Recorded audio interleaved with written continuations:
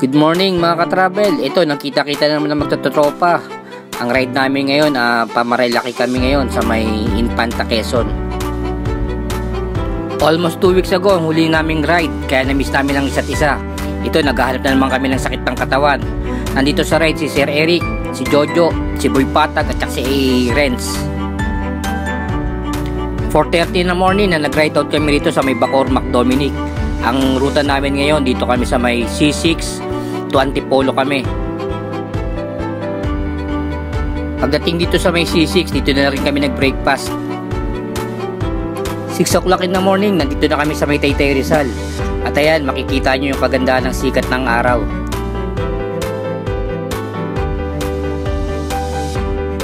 At ito ang unang ahon namin pagpanik ng Antipolo.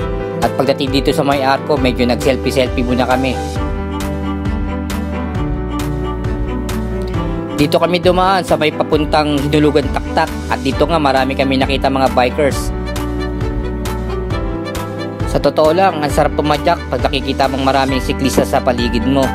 Dito sa may Taktak, ramdam ko yung kasiglahan ng mga cyclist community rito. Dito sa ride na to, dito ko lang pala nalaman na napakalaki pala ng Antipolo, guys. Mula rito sa Taktak, hanggang sa may Boso-Boso, sako pa pala ng Antipolo yan. At dito, di ko na malaya na wala na pala yung mga kasama ko sa likod. Meron na palang naplatan sa amin. Guys, inaantay ko yung mga kasama ko, wala eh. Binalikan ni Sir Jojo. Kaya lang, almost 15 minutes na eh, tagal na eh. Tanghali na, wala pa sila. Hindi ko alam kung saan napunta eh. Yung tatlo.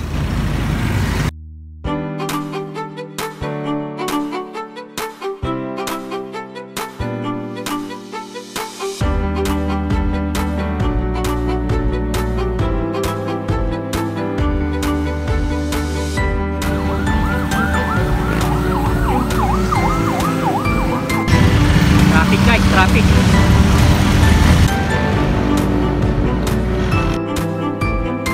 Dito sa mga oras na to, tumataas ng sikat ng araw. Ramdam na namin yung init ng kalsada. At papasok na rin kami ng Boso-Boso.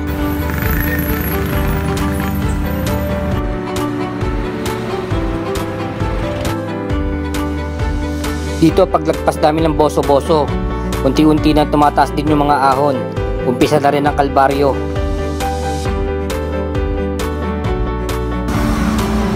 Ano masasabi mo? Haba ng ahon, no? Haba ng ahon? Init pa. O yan, inaantay namin yung tatlo. Nandun pa, oh. Si Sakalamid, Sir Eric, at si Renz. Dito, pagpasok namin sa Marcos Highway ng Marilaki, ramdam na namin yung kunat at bigat ng kalsada rito. Talagang mahirap magdakad. Sobrang hirap at kunat ng kalsada rito, guys. Talagang uubusin ang lakas mo. So dito talagang dahan-dahan na lang kami nag-pacing. Hindi na namin kaya pumadyak at unti-unti na rin kami napapagod. Dito pagdating namin dito sa Alto ay nagpahinga muna kami pare-pareho. Sa mga sumunod na padyak, hindi ko na talaga kinaya at nanghina na ako. Dala na rin siguro ng gutom. Dahil sa mga oras nito wala rin kaming makainan. Buti na lang meron akong dalang baon. Sa long ride, guys, isa yan sa mga dapat yung pinaghahandaan. Dapat meron ka rin laging baon na pagkain. Just in case na wala kang mabilihan, wala tindahan sa mga kalsada, ay meron kang makakain. Sa di kalayuan, may nadaanan kami ng tindahan dito. At dito na rin kami kumain at nagpahinga.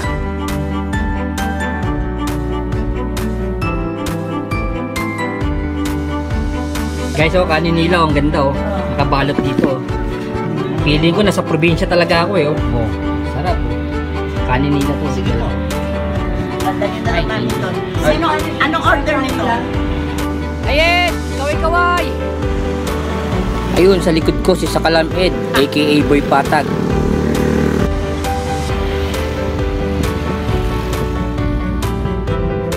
Ah! Ah! Okay. Sigaw nyo lang, yung sama ng loob nyo.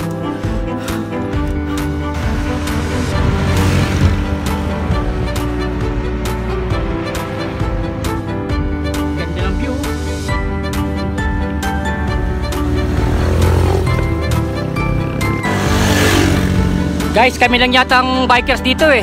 Marami to riders, mga kamote. Kasi marilaki to eh.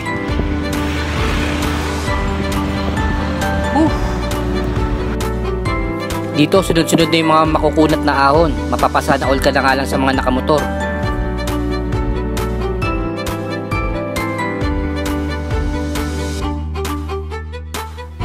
Dito pagdating naman dito medyo may konting lusong.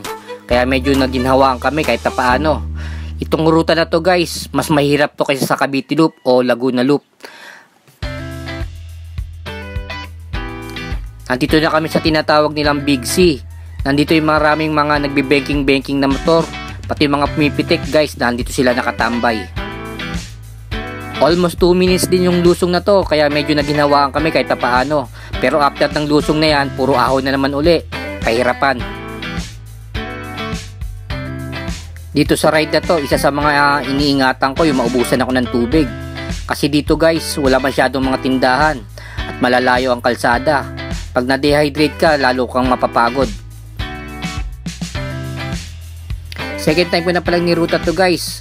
Ang unang ride ko rito yung tinatawag nilang reverse. Maliban sa mga kasama ko rito, lahat sila first timer. So ako nag-guide sa kanila. Kaya hindi na ako nabigla sa mga ruta rito. Alam ko mabibigat at makukunat yung mga ahon dito. Sa mga siklistang gustong subukan ng ruta na to, siguraduhin nyo guys na may ensayado kayo dahil hindi biro ang ruta na to. May paglalagyan ka talaga. Sa ride na to, dito ko rin nakita paano malaspag yung mga kasama ko.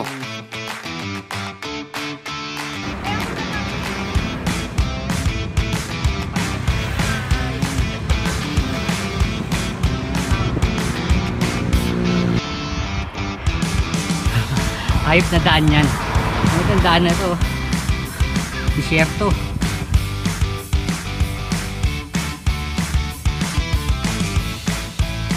Ito guys, huminto muna ako para antayin din yung mga kasama ko. Ayun, makikita nyo sa dulo, may mga nagtutulak na. Yan si Sakalamid, tsaka si Renz. Ayun, sa pagkakataong ito, hindi na patag ni Boy patag ang kalsada rito guys. Kasi naman, bukod sa mahirap ng padyakan, sumabay pa yung tindi ng init ng araw dito.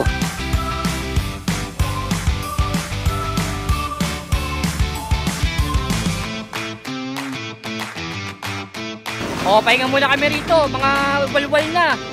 O, walwal na kami lahat. Grabe pagod dito sa Sierra Madre. Marilaki. Makakasam na masaya. Huling-huli sa camera, oh. Lock 2. Lock 2. Hindi mo matiti na yan, naka-video. Malayo pa guys, mga 39 kilometers pa. Mula rito sa kinupuan namin hanggang sa Infanta. O 37 kilometers, mga ganyan. O si One Pack Biker, o ayun o. One Pack Biker. Shout out. Sir. Ano sabi mo sa asawa mo pag-uwi mamaya? Wala nang masabi. Santa sa pagod. Sige, bye bye. Guys, bigyan mo itong daan na to. Ang bahit natin itong daan dito sa Marilaki.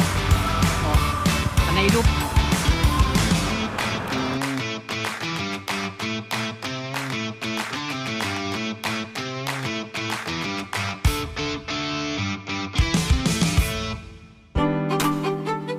Pagdating namin dito sa may Sierra Madre Hotel, nag-selfie muna kami rito. Sierra Madre.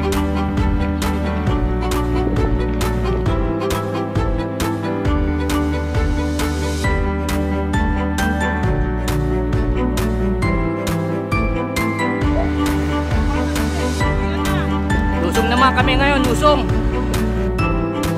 Simula dyan sa may Sierra Madre Hotel, paglagpas mo dyan guys, puro lusong na yan. Hanggang doon na yan sa pinakasampalok ng Tanay. So may kahabaan yung lusong na yan. Guys, hinahabol namin yung oras kasi alas 3 na. Kailangan bago magdilim, makarating na kami sa arko ng Infanta, Quezon. Hirap gabi Siyempre hindi namin ma-enjoy yung lugar kung madilim na. Kaya ito, nagmamadali na kami. Total, lusong na to 30 kilometers pa, sana umabot. Wala pa sa likuran ko yung mga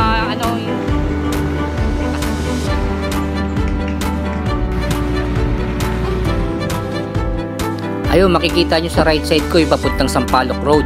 Ngayon, diretso naman kami guys kasi pa-Infanta kami. Dito sinabihan ko yung mga kasama ko na bilisan na nila ang pacing kasi magdidilim na. Hindi kami aabot sa may arko.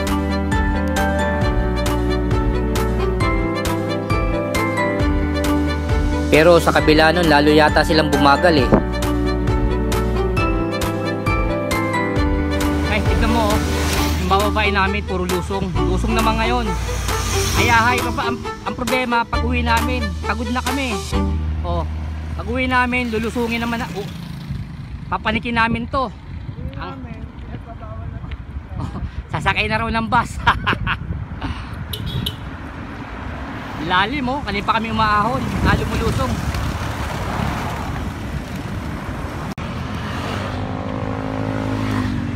Pakita mo yung gulong mo. Ano, tutuloy pa tayo? Pakita mo yung gulong mo. Bibigay itong hands.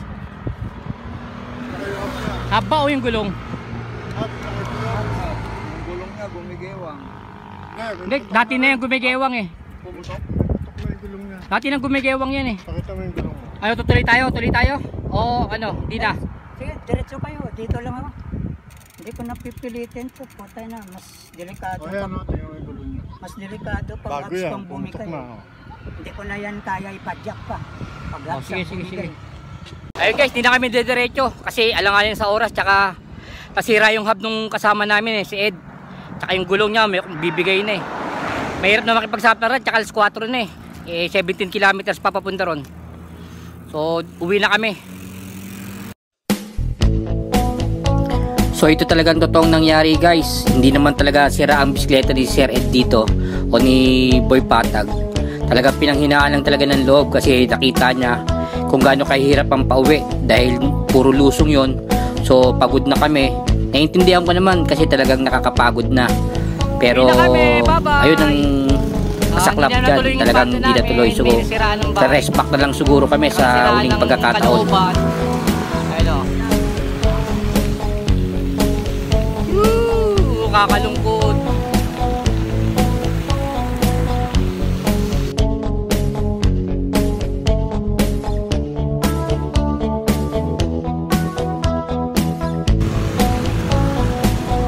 Guys, sa Daranak na ako. Padano ko yung sa Daranak.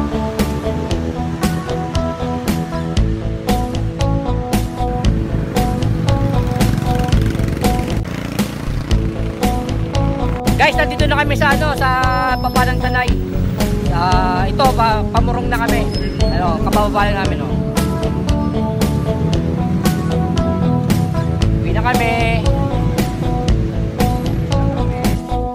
Ayun mga ka-travel, hanggang sa mga oras nito, takbong pogi pa rin sa Kalamid.